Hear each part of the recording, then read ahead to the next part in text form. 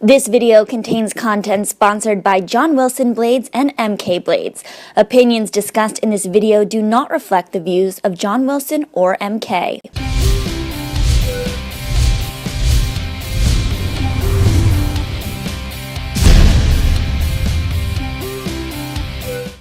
Well, hello and welcome to TSL Presents Olympian 360. Today we are thrilled to welcome 2008 Olympian, 2007 World Team Champion, 17-time All-American, and 3-time NCAA champion, Samantha Peszek. Hi guys, thanks for having me on the show. You're welcome.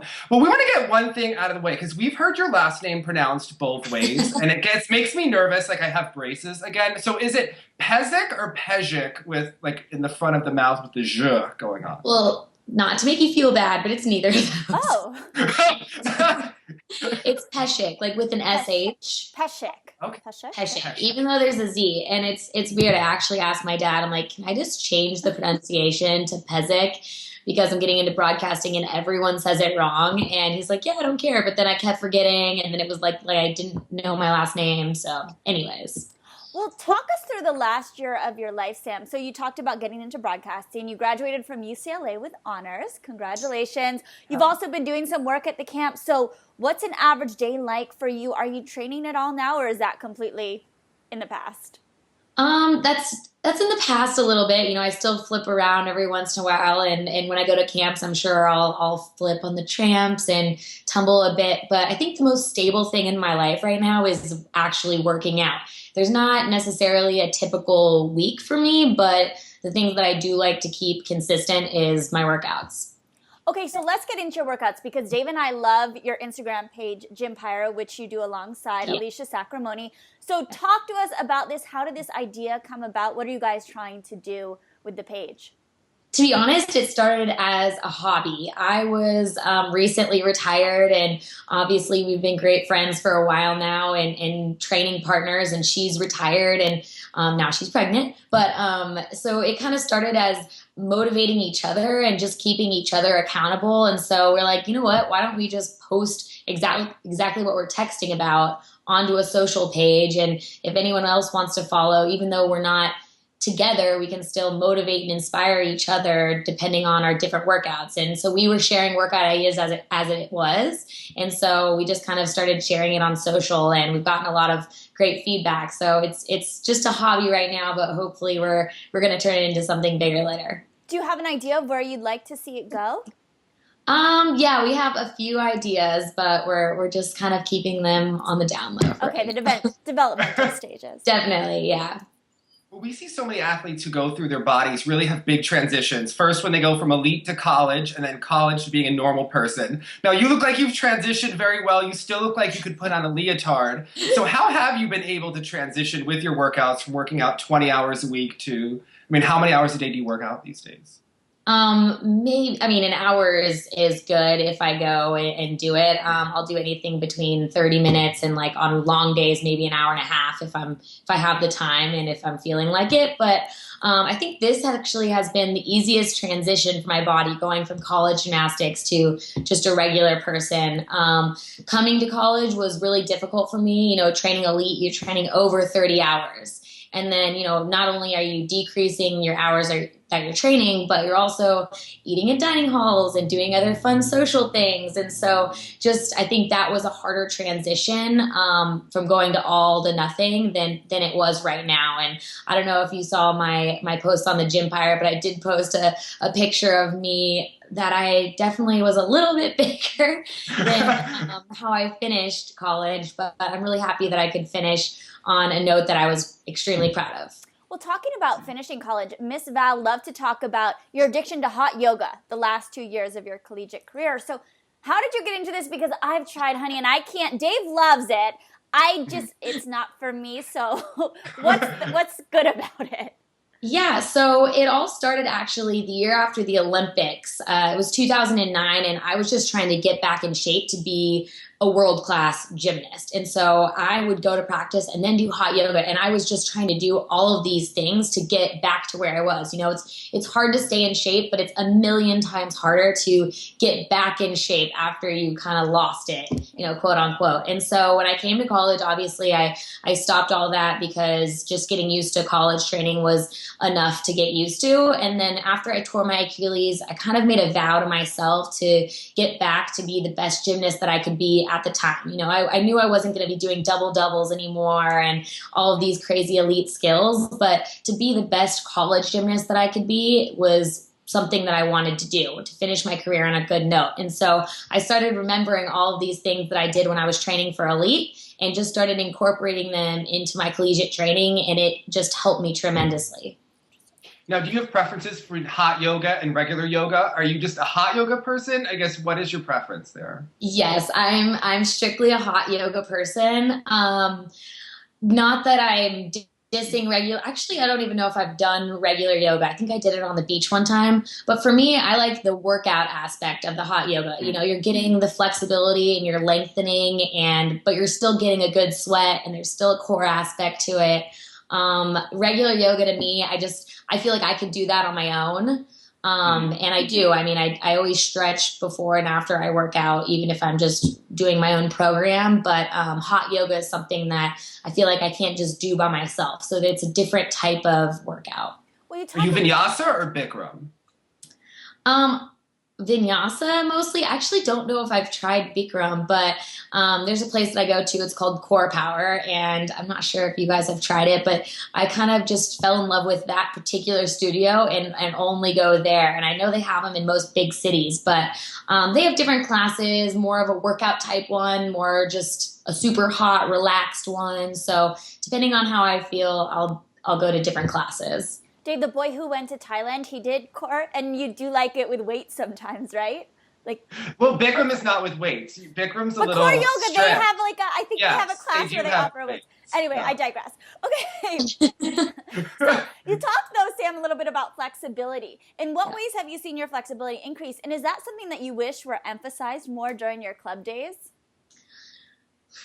To be honest, I stretched a lot in my club days. My coaches stretched me. I stretched every time I rotated. I think that my body type, I was just so muscular that, I would leave the gym feeling really flexible and wake up the next morning and be tight again without having done anything. And I think that was just my body type. I know there was times where national team coaches would be like, just stretch more. Like, I stretch all the time. I honest to God, I stretched all the time. And I didn't really feel like it made a long-term difference. So I didn't do hot yoga when I was that young. But I do know if I was more flexible, I wouldn't have been as strong. So it was kind of a give and take, and the type of gymnastics that I was doing was more the trickster type and big skills. And so I might not have been able to do all those skills if I was, more flexible. So that's kind of my take on it. I'm not really sure. Well, I do a lot of yoga, and one thing, I also run, and I get tight quads to the point where they actually will lose function because they get so tight. So what do you recommend? I know I have to strengthen my hamstrings is what trainers will say. I mean, what exercises should we all be doing? I just always do where you pull your leg, you're laying on your back, and you pull your leg underneath you and just hang out there for a bit. And I like to run too, and I think the hardest thing about running is remembering just to take the time to stretch a good amount after you run. You're running for, let's say 3 to 4 miles. If you're just taking 30 seconds, it's probably not going to do enough as if you just take, a good 5 to 10 minutes and really do a great stretch to feel good before the next day. The other thing I like to do is foam roller. Or put 2 tennis balls together, and it's kind of a more intense type of foam roller that you can create yourself. And it hurts a little bit. It's a little bit painful, but it gets all the knots out so you can feel good for the next day and keep your workouts consistent. Now, some skaters are known for their thighs. You think it should be lower, but and we got those skater thighs. But the core training is incredibly important. And I broke my hip. So many skaters hurt their hip because of all the twisting, and our core isn't strong enough. So, do you have any exercises that you would recommend for athletes, skaters, do to strengthen their core? Because gymnasts, in those leotards, I can see each pack of the 6-pack. We definitely do lots of core conditioning, and that's something that I still incorporate into my workouts. If I'm running or doing a gym workout, I'll always do something and then core. Arms, then core. Legs, then core. So I always try and do twice the amount of core of everything else. I mean, planks are an easy one that are really good. Just a minute plank forward on each side. I like to use the stability ball. No matter how many times I've used stability balls, it still hurts and I still feel like I'm getting a good workout. And the other thing that I recently just started incorporating back into my workouts are leg lifts, because you can't do very many and it'll still give you a great workout. So you can do like 5 or 10, and it's a really good way to gauge how strong your core is based on how many full leg lifts you can do. If those get too easy, you can do half leg lifts as well. And it's a little impressive when you're in the gym. So people like to watch you do those. Yeah, we saw you doing those squats the other day. Now, in addition to your muscles, you're also known for your mental game. And I think one thing that stood out is that you always seem pretty relaxed compared to other gymnasts in competition. At least other gymnasts seem to be stressing out to the point of where you could see how tense they were.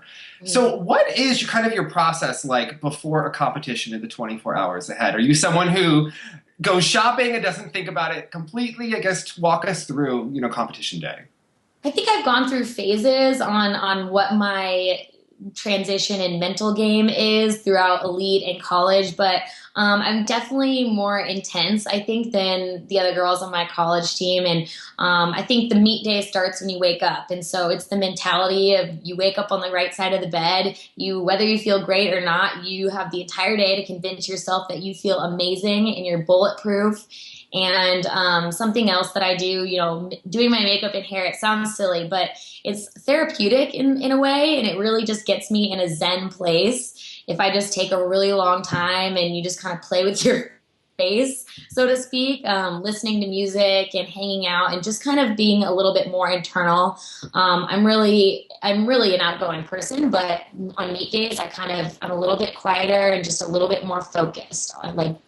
From the time I wake up till the time I walk to competition. And I know I was always known for having the loudest music in my ears. And it started in elite. You go to these huge arenas and there's all these people screaming or not screaming, whatever. And so if you kind of have your radio so loud, no noise is going to really mess up your zone, so to speak. And so that's kind of why I did that. And it would kind of just make me mute, and I could only hear myself and my coach.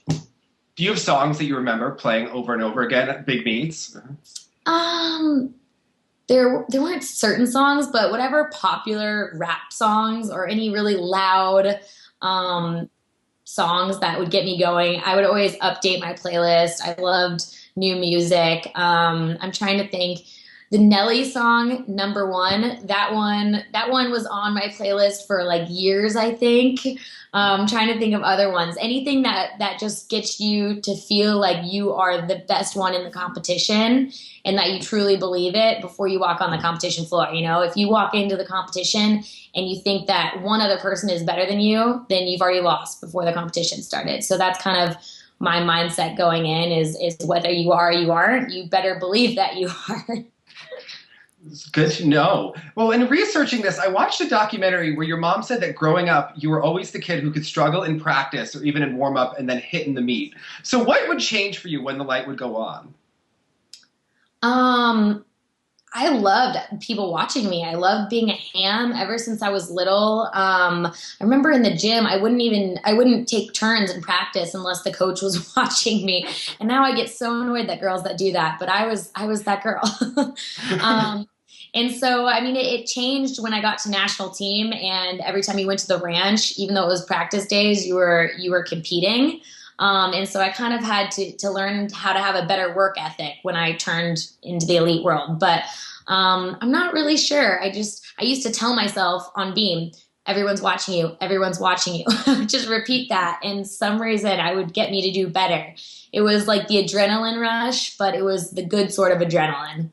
Now, you talked a little bit about the ranch, and that's another thing your mom touched upon, that your first few trips to the ranch, you struggled with that pressure of having to hit every single workout. So talk us through those first few trips. What is it like the first time you're at the ranch? It's really intimidating. My first time ever at the ranch, it was actually a competition. And there were no other elite gymnasts from my gym. I was the only one. My coach had never had an elite gymnast that he had taken to camp. So I just went to camp, and it's really strict. Everything is mapped out. You have to know the warm-up. You have to know everything. I didn't even know the warm-up. So in between practices, I was having the girls teach me, okay, 8 arm circles this way, 8 arm circles this way, because everyone has to be on point and structured. And so I remember just being so nervous that I was going to mess up the arm circles and mess up the warm-up, that I think I probably wasn't even nervous for my skills, because I was just didn't want to be the one that would mess up Team USA's warm-up. So after that camp, it got a lot better. It's like you're the one girl doing left when everyone else is doing right. Oh, biggest nightmare. Yeah. That would be my biggest. Who's that blonde girl? Yeah. Yeah, you don't want to be on the wrong arm ever. So when everyone is watching every turn at the ranch, how do you, I guess, hit in every workout but not mentally exhaust yourself so that you miss in the verification? How do you pace that week mentally? That is a really good question. No, every turn you have to hit, and obviously the verification when you salute and it's like the meet competition is the most important. But I mean, I think as long as you're listening to corrections and you're making changes, that's something that they really want to see. They pay for the national staff. Obviously, they're very experienced, very knowledgeable on each event. So if you're going and learning something from the national team coaches and the clinicians that are there, they're happy. So whether you're falling, you can have a good fall. If someone tells you if you're overcorrecting, that's good, whether you fall or not. So it's not necessarily like you have to be perfect every time, but they want to see you improve, whether that means hitting everything or falling while you're making a correction. Growing up, you exploded on the scene around the same time as Shawn Johnson and Bridget Sloan. So when did you first meet those two women? I was in level 10 nationals with Shawn Johnson. We didn't know each other at the time because we were from different regions. And then I met her when she first started coming to camps. But we quickly became friends because both of our coaches are Chinese. And so for some reason, that makes us automatic friends. And Always. we both had similar body types. And so they would always just room us together at every international competition right from the beginning. So we've had a very long relationship. And Bridget Sloan, I've known her since we were probably 7 or even younger, because we're both from Indiana. We both started competing around the same time. She went straight to elite, and I kind of took more of the JO route and then to elite. I went all the way through level 10. I did level 10 twice and then qualified to elite, and she took the pre-elite route. So we kind of took different paths, but it was great having her, in Indiana also, because neither of us had any elite training partners at the time. So we kind of viewed ourselves as teammates, Team Indiana.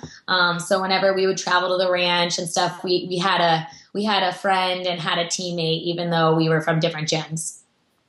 Now, there was a lot of talent on that national team at the time, but everyone was pretty much all-arounders. I mean, there were some big bar routines, but the Aminar vaults really came later.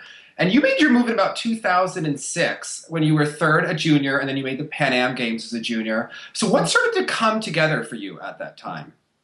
I think for me, I just needed more polish. I knew how to compete. I was really good at competing, and I think that it took a while for Marta to trust me, because I wasn't the cleanest gymnast. I had a lot of skills and a lot of big difficulty, and I was strong. And I think she later understood how strong I was mentally, and then she started to trust me more. And I remember the meet that I did really well on beam, and I remember her just saying, "All right, I trust you now." It was kind of like the moment that I had proved myself. I didn't even know that was the moment, but for her, it was the moment that I had proved myself meet after meet that I would always hit. And that was kind of my role from the beginning is, I might not have the most difficulty. I had a lot of difficulty. I wasn't the most flexible, but I would always hit. I would always be the rock for you no matter what. And me voicing that to her, and then her seeing me prove that time after time again, I think that that's when I really earned my respect as a gymnast in her eyes. A lot of your elite peers, they chose to be homeschooled, and you went to Catholic school growing up. So how did that impact your career, do you think? I think it was the best thing I could have ever done. I'm the type of person that needs balance. I didn't do two-a-days all year round, only in the summer when I wasn't in school, and I think that was for the best.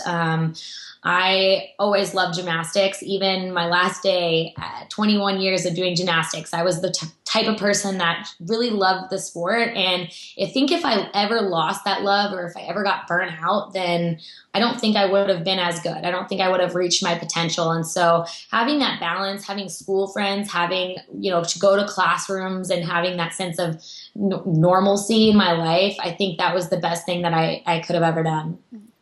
Do you think homeschooling puts too much pressure when it's just gymnastics at 14? Do you think it's kind of unrealistic?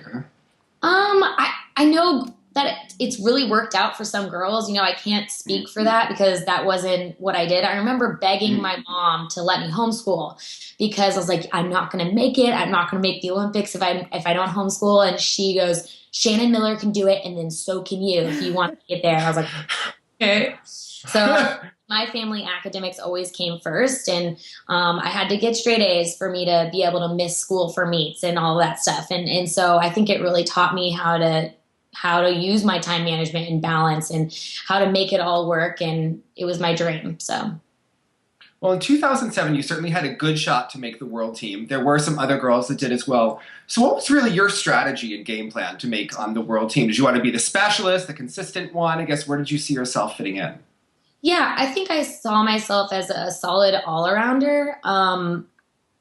I bombed championships that year, but I think so did Nost. Like, there was 3 of us that really bombed, and I remember after my first day of competition, I fell like 4 times, I think. I didn't even think I had a shot at making world championships again. The second day of competition, I was like, you know what? I'm just going to go out and have fun and enjoy it. And I think I had the best meet ever. And I remember Marta coming over and grabbing me. I just assumed I wasn't going to make the team, because I did so poorly. And she goes, you know what? I'm going to give you one more try. I'm going to put you as an alternate, and you have to earn your spot on the team after that. And I was like, whew, close one. But I think my focus at that point was just to make the team, and I didn't really think about my role on the team as much because I knew I had to just keep working every single day to prove that I should be on the world's team and not just an alternate. What do you think led to that bomb on the first day? Were you feeling the pressure of making the world team at that point? Was it kind of your first time going? Yeah, I think so. Normally, I do really well when I put lots of pressure on myself, and I think it was the first time it didn't work. I remember, thinking this is world championships. I have to make world championships if I want to make the Olympics because I was young, and, they wouldn't trust me if I didn't have valuable international experience at Worlds. And so I think all of my training up until that point, it was like a pivotal moment that, if I wanted to make the Olympics, this was the moment that I had to shine. And I kind of just, got cold feet, I think. I'm not sure. But then, I think there was 2 days before the next competition, and I just was like, all right, I'm just going to enjoy it and enjoy the sport that I loved. And that's when it clicked, and that's when I was able to do my job the best. And so I think I kind of, at that moment, had to change my mental game a little bit. Now, Sam, you talked about being the alternate. In USA Gymnastics, they never formally announced that you were the alternate. So how were you told, and did you know during training that this was a chance for you to actually be named on the team? Like, talk us through that process. Yeah, they were always really upfront with the team and with the girls. I know they probably don't tell the media as much as we know, but I knew the whole time that I was in the alternate position, and you're training for, I think, 2 weeks or 2+ weeks before the meet. And so that meant that I couldn't have one bad day. Other girls maybe can have a little bit of a bad day, but not me because I had to work to get my spot back. And so I just remember the training being really, really difficult because I knew every single day that I was walking on eggshells to make this team. And so for me to finally prove that I was ready, I think it was like the night before the competition, they made the final decision. So there wasn't ever a time where I could just breathe or relax through it. I was kind of always just on edge, really, really trying to make that team. Walk us through competing at your first Worlds compared to all the stress of making it. How did it actually compare competing on the world level? I think that year, 2007 World Championships was like, I think one of my favorite ever international meets on the national team. The team was just so fun. We were all really young and really hungry and willing to do whatever it took to win gold. We would have bad practices, but not really. We were all ready. We were on point. We were motivated. I remember we would walk into any arena and just take out whoever music was in there, put our music in, be in our zone, and really vibe together. You know, we had such a great team chemistry that year, and I think it was just a lot of fun. We kept it light, and that was the key. Some of your teammates, they struggled during the prelims. And we know Marta, she doesn't like those who built under pressure. So after that meet, how confident were you about your chances to make the Olympic team? I was feeling pretty good after World Championships. And even, I think the moment that I really knew that I had a shot for the Olympics was American Cup in 2008. I was picked for the team, and it's a 2-day competition. And I remember just feeling like gymnastics was easy. I was doing all of my hard skills. Beam, I just felt like I could close my eyes and all my routines were just really, really easy for me. I was robotic. And that was the point when I knew, you know, Marta wasn't on me or nagging me as much as she was. She was just comfortable and accepting and proud of how I was doing. And from that point on, it gave me a lot of confidence in my training. And, you know, I knew that if I could just keep going with what I was doing, keep the momentum, stay healthy. I knew that the number one thing was to stay healthy. And so my coach and I really just tried to use that to the best of my ability. And he used to always say, you know, whoever's going to make the Olympic team are the ones that's healthy. So just stay healthy and stay consistent. And that was kind of our game plan from the training leading up to the games. Well, that American Cup, there were 4 Americans there, and you seemed really aggressive. So, especially on beam, you had that new combination, your back full, your back pike. And you were really good friends with Shayla, and she was kind of ranked ahead of you at that time, but you did kind of pass her at that competition. So how determined were you to really make your move at that meet? I think that was the meet that, like I said, like the gymnastics just felt easy to me, and I felt really aggressive, and it wasn't the nervous energy because I was so new to becoming a senior. I was comfortable in the senior position. I was good friends with Shayla and Nastia and Shawn. I think that was the 4 people that were there. But we were all around the same age, really, really confident and hungry to do well again, and supported each other. And I think I just felt comfortable and in my element. And I knew after that meet that I could make the team. You know, I was keeping right up with Shawn and Nastia, who kind of had taken a lead in front of everyone else in the country. And I felt like, you know, with a few more additions to my routine, I was right up with them. And if I can stay consistent, then I would be on the team. You were training a lot of hard skills, and my one friend will kill me if I don't ask this. So you did a double Arabian once in 2007, and he wants to know, were you training it for the Olympics, and why was it taken out? Oh, man. It's like, it makes me so sad to even talk about it because I think for about 4 years, the only dismount I did off beam was my Arabian double front in practice. I never did a double pike until meet day when they were like, all right, this isn't going to work. You need another dismount. And I would just chuck a double pike every single time. So it was really frustrating for me. That was the one skill that I think I put the most amount of work in, and I never really felt like I got to compete it.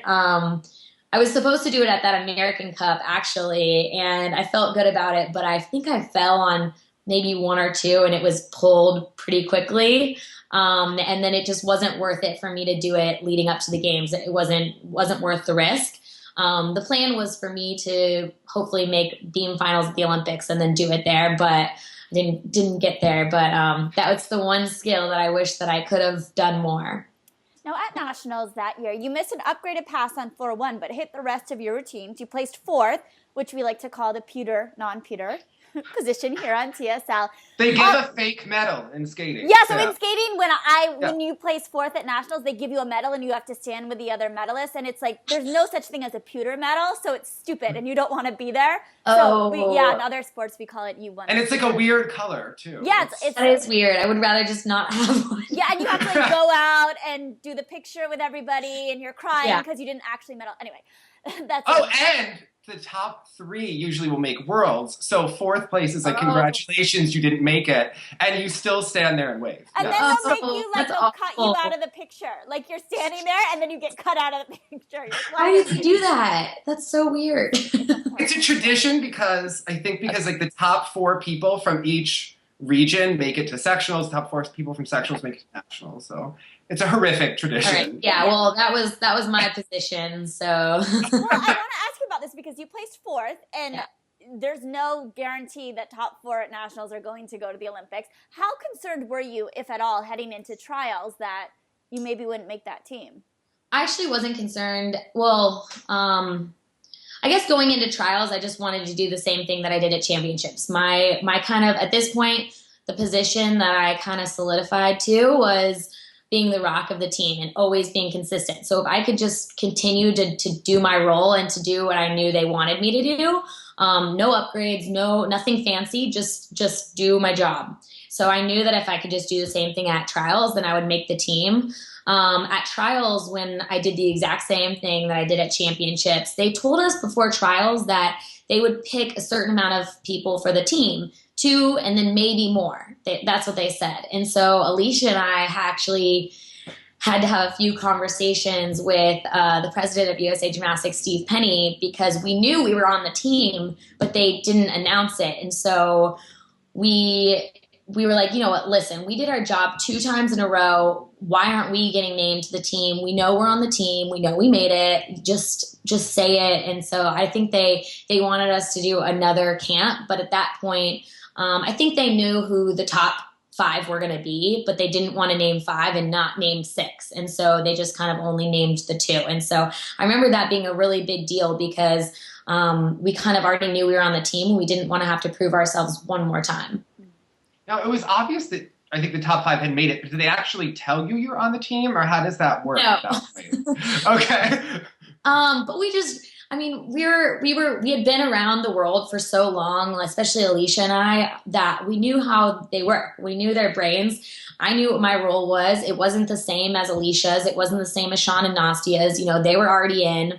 And so Chelsea, Alicia, and I had done our job for 2 meets in a row, and we just knew. I don't know. I think maybe there was a conversation like in previous meets of, you know, if you do your job here and here, then you'll be on the team, you know, loosely saying that. So we just knew that we were going to be on the team, whether that's a little cocky or not. We just felt very confident and comfortable with ourselves, and we knew that we could do the best for the team. So you know you're on the team, and then you have to go to camp.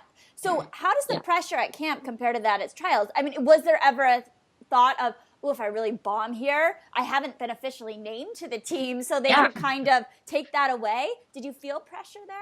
Definitely. I remember between championships and trials, I don't think I missed a skill. I don't think I fell ever in practice. My practices were really quick. I would come in and do a few sets and leave.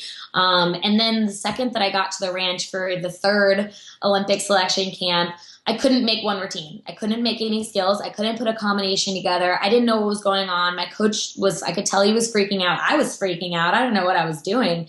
I don't know. I have no idea. I wasn't nervous. It was just kind of finally all my training leading up to that, I think just kind of made me freak out a bit. I don't know. 30 seconds before the meet, Marta came up to me and she goes, you've been training your whole entire life for this. Don't screw it up. No pressure. Yeah. So, but I think she knew that I needed a little kick in the butt, and I was strong enough mentally to handle a comment like that. And to be honest, it took a second for me to be like, actually, she's right. I've been training my entire life for this. I've proved I deserve to be on this team already. Then just do my job. And so I ended up hitting all of my routines from there on out. But it was a little stressful leading up to a little bit of drama. Yeah, that's what you want to hear. Well, how distracting was it kind of wondering who was going to get that 6th spot? You're friends with Shayla Worley, you know Bridget Sloan well, and Yana was obviously in the mix. You see Shayla go down with an injury. Does that almost get distracting? Wonder if you could be next? I mean, what is that like when you're also watching other people who you're friends with like the spot?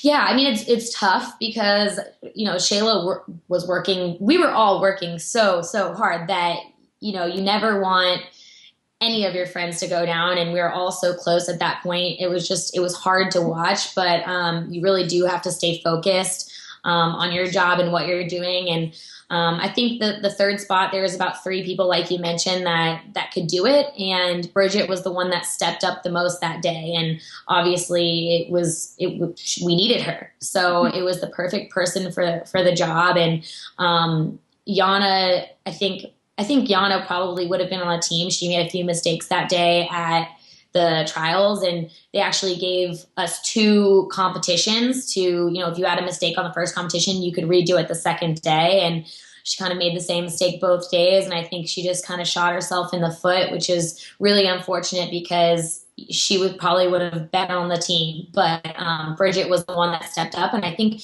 out of everyone, she surprised the national staff because she didn't have as much experience as the rest of us, but she was the one that ended up staying consistent. And she was probably the healthiest all the way through because she was the youngest and a little bit didn't have as much experience leading up to that point. I guess, what was your physical standpoint like making the team? Were you completely healthy? What were the aches and pains like? I was healthy. I was very manageable when we made the team. I actually tore my meniscus a few weeks before we left for the Olympics, and they were thinking about bringing in the alternate, and it was a little bit of a dicey situation, but I knew I would be fine. And so I kind of just gritted my teeth, and it was what I was working for, and nothing was going to let me, not travel to the Olympics to make it. Not a knee, not an ankle, nothing. So, I was really healthy up until that point.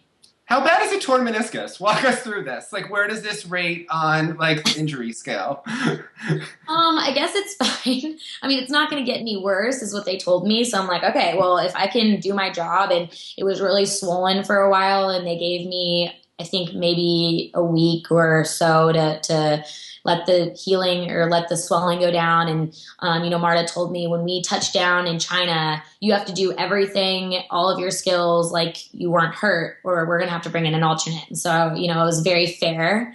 It was a very fair situation. It was very difficult because even on the plane ride, the long plane ride to China, I didn't even know if I was going to still be on the team because my knee was swelling by the minute. So just being really disciplined with my rehab and getting a lot of work done after every practice, and just trusting my abilities and not really thinking about my knee or anything like that. Just telling myself that I'm really strong and that I can get through it. Now what events, I guess, were you hoping to do at the Olympics? Because obviously you're competing for spots as well. Yeah. Yeah, I think that I was hoping to do vault, floor, and beam. Ironic because I only did bars.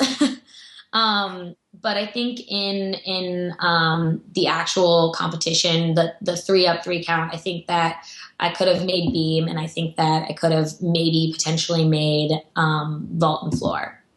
Now, you hurt your ankle moments before walking out to compete in Beijing. Did you have time to really assess what had just happened? Did you have time to feel emotional, to cry, or did you just have to go? No, I didn't cry. I remember it popped, and Alicia ran across the floor and goes, "Are you okay? I just heard your ankle pop." And I'm like, no, dude, I'm not okay. I don't know what to do. It was just the deer in headlights look. We're about to compete at the Olympics. I'm like, what? I already have a torn meniscus. I'm like, it's fine. And so they came over and they're like, all right, you need to get from the floor to the door without limping or showing emotion. We can't, let everyone see the drama going on with Team USA. And so I'm like, okay, it's fine.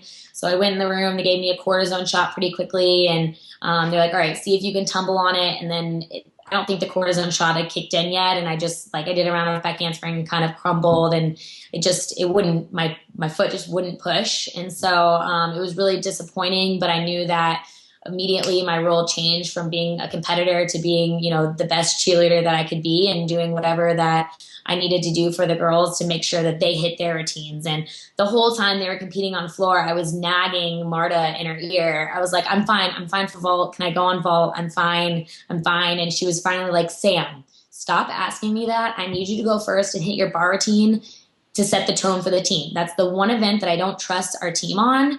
And I trust you making a routine. You need to go first and hit your routine. Can you do it? And I was like, yeah. She's like, no, really, I need you to hit your bar routine. I'm like, yeah, I got it. It's fine. And so I knew that my job was to hit that 1 bar routine, and that was my most important rule that day. You talk about that 1 bar routine. You did very well on it. Now, looking back on your Olympic experience, is it what you thought it was going to be? Because there's so many athletes who train their whole life for this one moment, and obviously you have some idea in your mind of how it is. What is your impression now that you're a few years removed when you look back on that Olympics? It was a once in a lifetime opportunity. Ever since I'd been 5, I'd wanted to make the Olympic team. So I didn't realize how big of a deal it was and how special it was while I was there, which, I mean, maybe they do that on purpose so you don't, freak out. But when we were there, just honestly, honest to God, it just seemed like another competition. It was a really big one, but, we did world championships the year before, so it wasn't that big of a deal. We had roomed with each other. We were all best friends. We really comfortable with each other. And so it didn't feel strange, or it didn't feel like the Olympics. When I got back is kind of when I realized how cool the opportunity was. I wish that my individual competitive experience had been a little bit different. But just being on the team and being a part of something amazing like that and competing for Team USA was, amazing. Well, after those games, you did go on tour and then back into training, but you switched to train with Marvin Sharp and Bridget Sloan. So why did you choose to switch at that time? So my coach, Peter Zhao, actually has a bunch of companies in China, and their family business. And actually his father-in-law passed away a year or two before the Olympics. And he was supposed to move to China like a year before the Olympics. And he kind of told them, whether Sam makes it to the Olympics or not, I made a commitment to her and her family that I would see it through. So he stopped coaching all the other girls in the gym, just coached me for a year so he could focus on the company and focus on training me. And so I knew, whether I made it to the Olympics or not, right when the Olympics ended, he was going to have to leave and go to China, which was really sad. But I think I'm happy to have left him on that note. What type of companies does his family have? A lot of different leather companies. He used to sell, like Louis Vuitton bags in our gym, and he actually owns, there's 6 huge chalk companies in the world, and his family owns one of them. Chalk distribution. So a lot of different. Did you guys use that chalk? Yeah. Oh, so nice. if the chalk in the gym was bad, we would always blame it on Peter, leaving the door open, or he was really silly. We had such a great relationship. He taught me so much about just life in general. He was never demeaning to me. He was always extremely respectful and expected the same from me. And just having a coach like that through this really challenging time in the elite world is, I think, I got very lucky. Very unique. Yes. Now, we've talked to many skaters and now gymnasts, and they talk about the come down after an Olympic season. How spent did you feel after that 2008 season?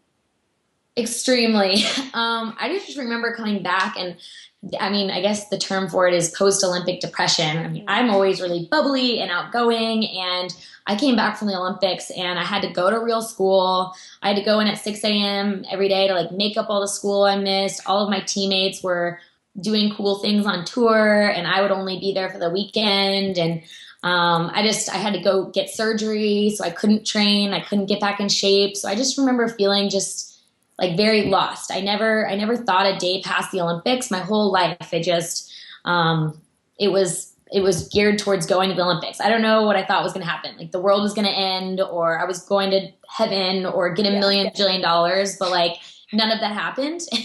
And so I think I was just shocked that it was all over. And I just kind of was at a loss of, should I keep training? Should I go to college? What should I do? I think when you're training for something like that, it's almost like the world doesn't exist past the date of the competition. You don't even think, the idea, I don't know, you never think about waking up the morning after. It's just, let me get to this point. Yeah. Right. I never had another goal besides going to the Olympics. My entire life, I had short-term goals, but I had never, ever, ever thought about anything other than going to the Olympics. So it was kind of what's now? What's next? Who am I? What am I doing? Yeah. Well, it seemed like you actually did improve that year. Your line was better. You had some new skills. So how was training different in 2009? I think the one thing I wanted to do was A, get healthy, and B, just get in the best shape of my life and get a little bit more artistic, get a little bit more flexible. I knew that I didn't really want to be doing double doubles because my body was hurt. So I'm okay, how can I stand out without using my typical, mechanism, lots of skills? And so I tried to be a little bit more polished and stay consistent. I knew that that's something that I could always do, but change my gymnastics in that sort of way. Well, you were always known for being a workhorse, and Bridget Sloan was not as much. So how did the two of you, push each other in the gym that year? We're actually like the perfect training partners because we're completely opposite in every single way. You know, I would get into the gym and she would sit there and I would be like, all right, She would sit there. yeah. Okay, we need to get going. We need to like do stuff. And then she'd be like, oh, okay. But then, you know, I'm very type A. And so sometimes it was almost more nerve wracking for me to go to camp after the Olympics than before because I was always used to being the underdog and the young one. And now I wasn't. And so I wanted to make a good example and, you know, show that I was still in shape. And so I got way more nervous going to camps after the Olympics than before. And Bridget was the one that was like, Sam, it doesn't matter. Like, it's fine. So she was a very good calming person for me when I was kind of freaking out at those moments. So we kind of complemented each other really well in terms of our strengths and weaknesses. Now, Dave and I like to Instagram stalk people because, hey, it's 2016. That's what we all do. She seems very outgoing on her Instagram. What is she like and what is your dynamic like with her today? Are you guys still friends? Yeah, we're still really good friends. It's kind of crazy to me because when I first met her, she was really quiet, really introverted.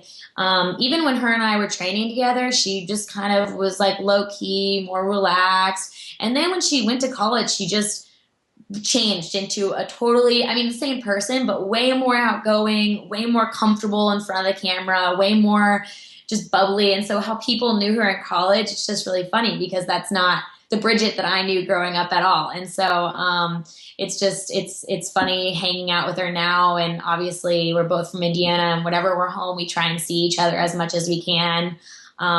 She's her and the rest of the girls on the team. It's like there's something about them that will always have each other, a special place in each other's heart because we had to go through and kind of grow up together. And now, you know, Nastia and Chelsea and Alicia are about to have, Chelsea has a baby, Alicia's pregnant. And so everyone's kind of transitioning into these other stages of life. And it's really cool that we were able to experience something like the Olympics together. Well, that summer, you talked about getting in the best shape of your life, and you did really compete very well at Classics and Nationals. And then you pulled out of the camp when you were there. So what happened? How injured were you?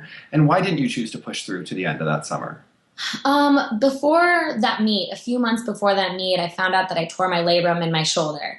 And the only thing that I hurt on was bars. And I knew that I wasn't going to be an individual finalist at Worlds on bars ever. You know, I wanted to be considered an all-arounder, but I was like, maybe this is good. I can just focus on beam, the event that I really cared about, focus on the other 3 events, try and make the team and try and, you know, win some individual medals because I had never done that before. Then when I got to the meet, I cracked my shin bone on a vault. And, you know, I just remember being really frustrated and I competed the second day only on 2 events and just saying, you know, I can't do this. I want to get my shoulder fixed. I want to get my leg fixed. I don't want to do another meet, not be healthy and not be my best self. So that's the moment that I kind of decided I wanted to just get healthy and enjoy my senior year of high school and go to college. Now, that next year you didn't compete. Is it because you just wanted to take time to rest your body? Yeah.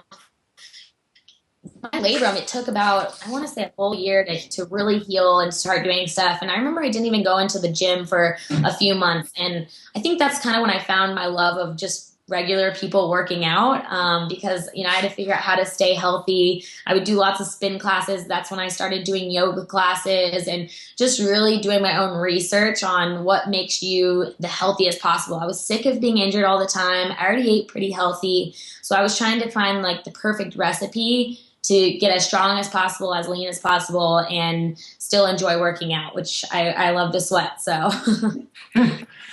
Well, you posted that photo of yourself on college recently, but jokes aside, you had a very good freshman year, you won the beam title, and the team came very, very close to winning and just missed by a narrow margin. But how much pressure did you feel to kind of have that individual success, being the Olympian? Courtney Kupets had just won everything in college. I guess, what was that like going in? My freshman year, I wish that I had a different attitude about it. You know, I still kind of thought college gymnastics was silly.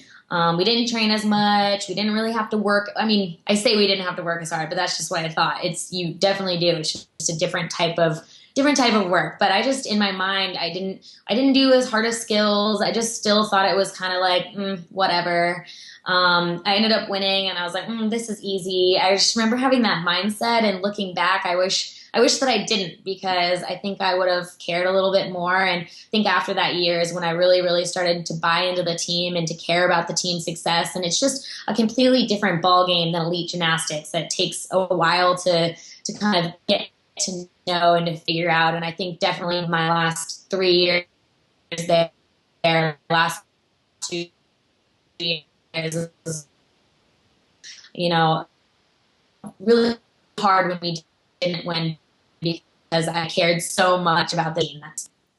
Well, you talk about the team's success, and we did see UCLA struggle for a couple years. So to what do you attribute those struggles? It's a really good question. I think there's a few things, but it's also in college gymnastics. Sometimes it's luck. You never know who's going to get injured what year doing something silly, a reoccurring injury. You never know if your recruits coming in are going to be amazing freshmen, or are they gonna, kind of go off the bandwagon until they figure it out. You never know. So I think it's just in college gymnastics, I think that's kind of the fun with it too, is it's anyone's ball game every year, depending on how many superstars you have on the team. It doesn't matter. There's an even playing field. I think college gymnastics for me was a little bit harder because I couldn't get it doing lots of difficulty. I couldn't start from a 10.5. And so I think learning how to do my technique and how to be more perfect and stick all my landings, that was a really big struggle for me. Well, I went to college in Ithaca, and it snowed like 5 or 6 days out of the week for most of the year. You're going to school in LA, you have the beach, there are distractions. How real is that when you're at UCLA? How real is that? You have Shake Shack, there's... Yeah. I mean, I remember my freshman year in the spring session of school. We were done with gymnastics season. We just had school, and I would go to the pool and then wear a cover up to class. A little different in Ithaca. Yeah. I would go to the beach any chance I got. I mean, I still think I live 10 blocks from the beach now, and every time I go there, I'm like, oh, I feel like I'm on vacation, because I'm used to, Indianapolis. So it's a little bit different. Yeah, I was at the beach here in San Diego last night. Yeah. Oh, yeah. a little spoiled. But Yeah. back to the gymnastics now. Miss Val, she's known for her choreography. So how did you see your gymnastics change over those 4 years when you were at UCLA? I remember when I first got there, I thought it was very annoying, because I liked to do it how I did it, how I knew how to do it. On beam, I liked to be really focused. I didn't want to smile and look at the crowd. I wanted to be focused. And so I think I'm really stubborn, so it took me a while to buy into all of that. And looking back, I'm really happy that I did. I think that it helped me enjoy gymnastics the way I used to. And so I think Val and I were the perfect combination to work together, because she, added the artistry to my gymnastics and helped me just enjoy the sport and not take it too seriously. Well, your last season, it was no secret that you wanted your team to do well and that you wanted to do well yourself. And you talked about your first year winning, that it was kind of easy and no big thing. So how satisfying was it to win your last year, even though the team didn't do well?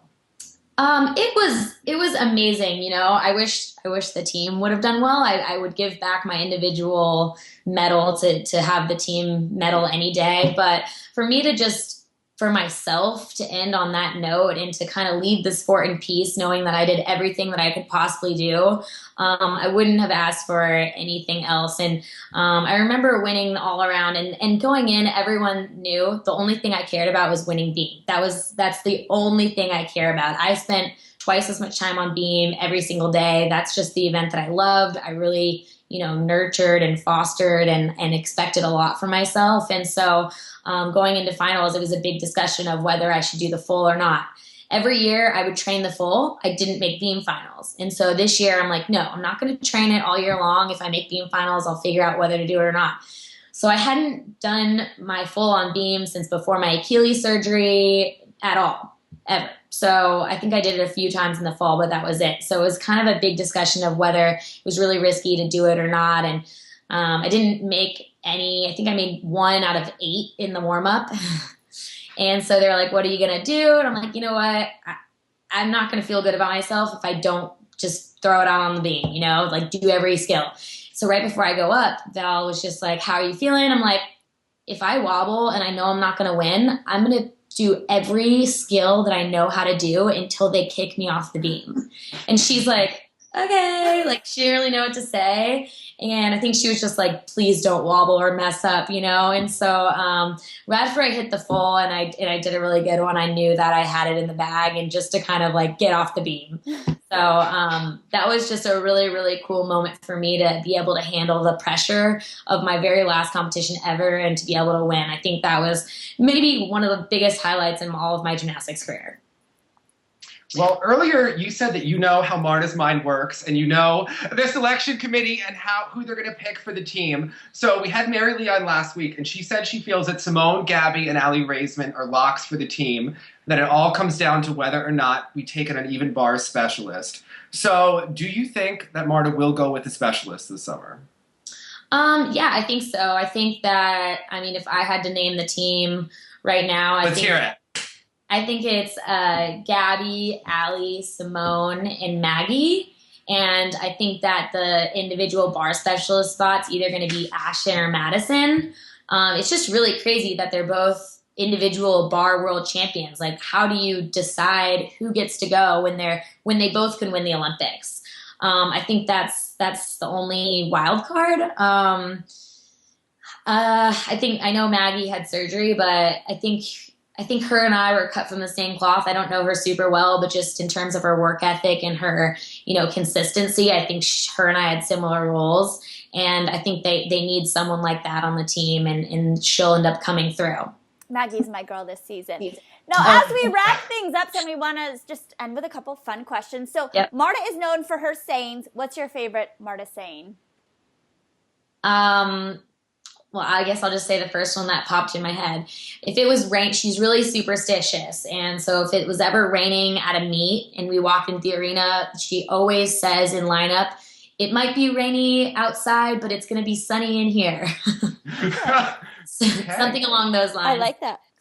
Yeah. Well, Miss Val is known for her choreography, and she does have a few signature moves. Some girls play with their ponytails.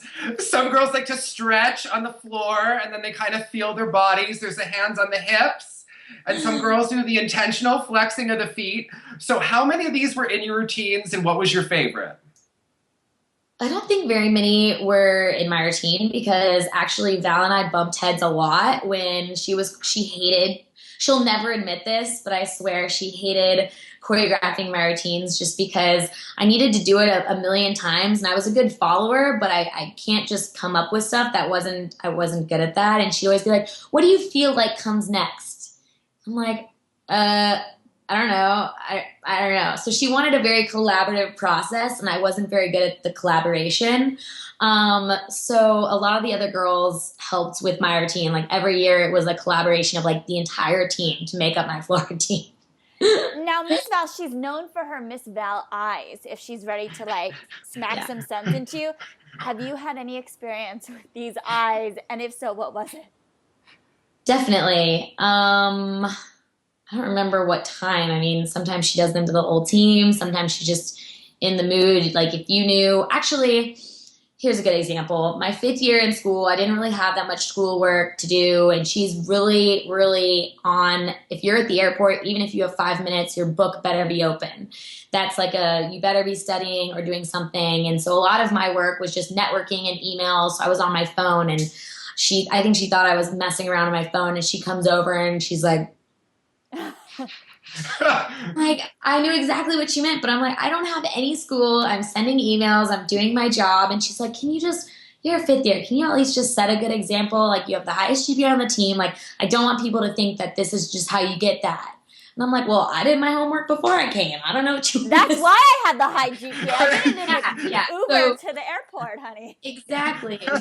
So we would always bump heads in times like that. But no, Val is someone that will be in my life forever. She's an amazing mentor still. We still go hang out, and now we will go grab a glass of wine and talk about the team or talk about life or talk about boys. And she's amazing. Well, you're amazing too, Sam. Thank you for coming on Olympian 360. We wish you the best of luck, and we can't wait to hear your commentary in the coming season. Thank you so much. All right, so I'll probably post this either tomorrow or Thursday, and Dave will send you a link, but it was so much fun. So thank you again for giving us your time. Yeah, no problem. It was nice to meet you guys.